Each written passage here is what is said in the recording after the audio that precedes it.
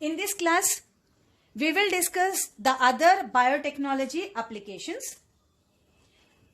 By using genetic engineering, we have created transgenic plants with improved nutritional value.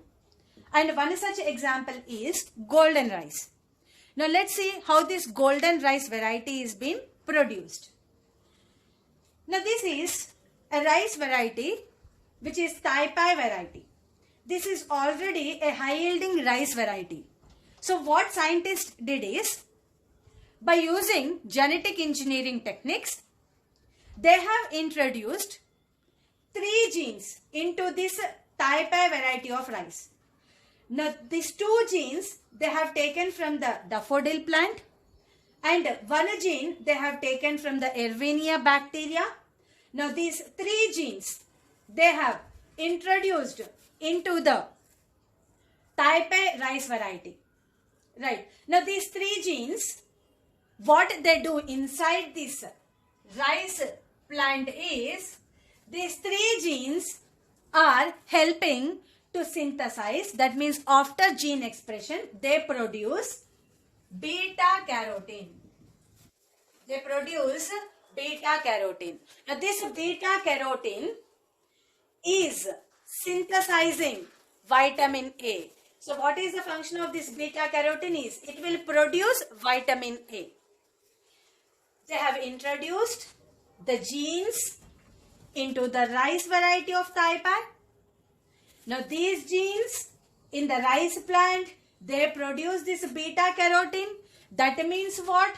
That means here the rice grains, the rice plant producing rice grains will contain lot of beta carotene, and the appearance is yellow in color. That is why we are calling them as golden rice. Now this golden rice, when we eat, what is produced is vitamin A is produced, and not only that, the golden rice is rich in iron. The golden rice is rich in vitamin A and also iron. Vitamin A prevents blindness, so this is very beneficial when we eat this golden rice. And iron improves the blood content, so that means what, iron is also beneficial. That means what, so overall the golden rice which is rich in vitamin A and iron is very good for our health. The next important genetic engineering technique, biotechnology application is, we have created transgenic plants for hybrid seed production. Now let's understand that. The next important biotechnology application is, we have created transgenic plants useful for hybrid seed production. Now let's understand that. Right? Imagine in artificial hybridization, when we are crossing 2 better plants. Imagine this is a high yielding plant, and imagine this is a Brassica napus plant, high yielding Brassica napus, and this is a disease resistant Brassica napus plant. Right. And we are doing artificial hybridization, crossing these 2 better plants. So for that, what we do is, one plant will be selected as female. So this is considered as a female plant, and another plant we are selecting it as a male plant. Right. So we consider this plant as a male plant. And then what we do is, first in the female plant, this is the flower, it's a bisexual flower. So what we are doing is, we are doing emasculation. That means cutting of the anther during bud condition. Such a process is known as emasculation process. Now this emasculation process is a very complex process, lot of time taking process, time consuming process, and even lot of cost. So even money is also, lot of money is also invested. Now in artificial hybridization, emasculation is a very important process. Now to avoid this process, what scientists have created is, they have created male sterile plants of Brassica napus. Now let's see how they did it. So what they did is, they have inserted genes into this Brassica napus, by using some technique. They have inserted this gene into this Brassica napus. After introducing this gene, now this Brassica napus plant started producing a bisexual flower, but it is a male sterile flower. Male sterile. That means what?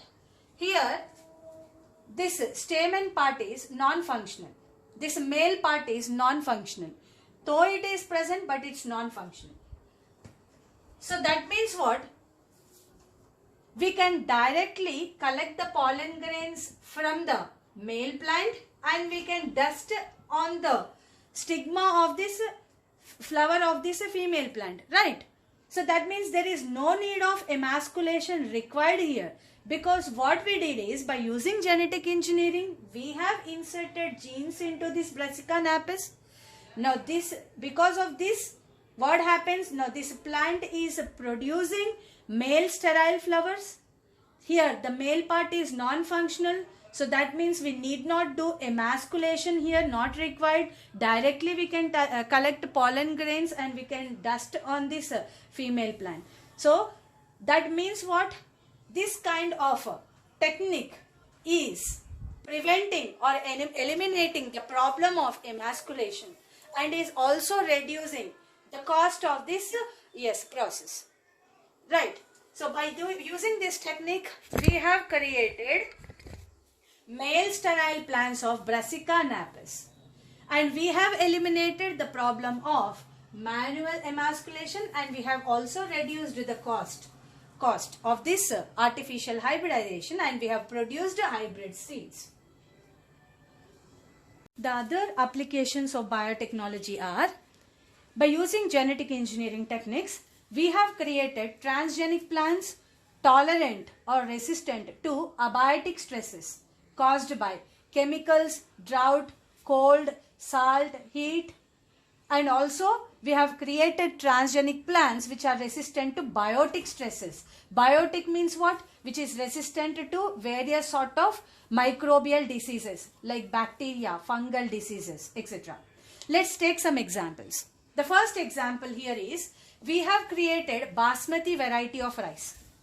Now this particular rice variety is resistant against biotic stresses. Biotic stresses means what? Now this rice variety is resistant against various microbial diseases like fungal diseases, bacterial diseases, etc. And this particular rice variety is also resistant against abiotic stresses. Abiotic stresses means what? It is resistant against chemicals, cold, heat, etc. So by using this genetic engineering technique, a transgenic basmati variety of rice we created which is resistant against biotic and abiotic stresses. Next, in this heading, we will take another example. We have created transgenic plants which are tolerant to herbicides. Now, herbicides are the chemicals which kill small plants, unwanted plants, right? So, by using this technology, genetic engineering technology, we have created transgenic plants which are tolerant to these herbicides. One such example is Roundup Ready soybean. Now this particular soybean variety, it is resistant to herbicides. That means it can survive even if you add this herbicide. So what I am doing is, imagine this is a soybean plant and I have added Roundup herbicide. Roundup is a brand name of the herbicide. So I added Roundup herbicide on this soybean. I applied this herbicide on soybean, but even then also the soybean is surviving.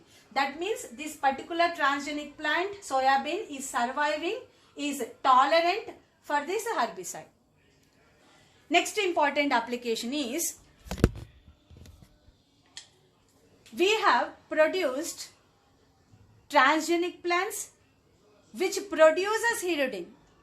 So we created plants which produces hirudin. First of all, we will understand what is this hirudin.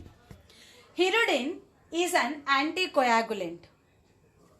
Anticoagulant means it prevents blood clot. Right. So hirudin, that is why it is used in laboratories, in various diagnosis centers and all. So hirudin we use in various sort of, industries, hirudin. Now our intention is to produce this hirudin in large quantities. So that is why we are using this genetic engineering technique. So what we do is, this is a gene which produces hirudin. So this gene we have introduced into Brassica napus plant. So this is a Brassica napus plant. Now, after introducing this gene into this plant, now in the plant, this gene produces hirudin. After this gene undergoes expression, it produces hirudin inside this plant. Now, the seeds of this plant contain lot of hirudin. So from the seeds of this plant, we will be extracting this hirudin. So in this way, we created transgenic Brassica napus by introducing the gene, hirudin producing gene into this plant, and from the seeds of this plant, we have extracted the hirudin. The next important thing is, overall, finally what we can conclude is, today we are modifying the plants by inserting whatever genes which we require. So such genes we are introducing the plants, we are modifying the plants, we are creating transgenic plants, and now these plants are used as biofactories or bioreactors for obtaining commercially useful products, medicines, chemicals, antigens, antibodies, hormones on a large scale, and such mechanism is known as molecular farming. అంటే ఈరోజు మనము మొక్కలలో మనకి ఏ gene అయితే కావాలో ఆ జీన్ని introduce చేస్తూ ఉన్నాం.